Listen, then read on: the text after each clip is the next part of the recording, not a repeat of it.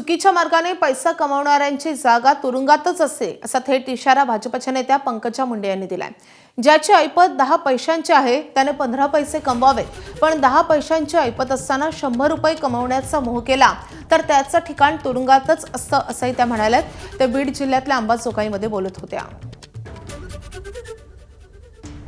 कृपा करून असे काही असंविधानिक गोष्टी विचारू नका, त्याची जागा इथे नाही। हा काळ वेगळा आहे, आपली परिस्थिती ओळखा, आपली ऐपत ओळखा, त्याच्यात आनंदी राहा। ती ऐपत 10 पैशाची असेल तर 15 पैशाची करायचा प्रयत्न करा। 10 पैशाची ऐपत जो 100 रुपयाची करायला जातो त्याची जागा तुरुंगात आहे। हे मोदीजींनी गेल्या अनेक वर्षात दाखवले की तुम्ही बाबा हे असे चुकीचे कार्य अपेक्षाच करू नका। एबीपी माझा, उघडा डोळे बघा नीट।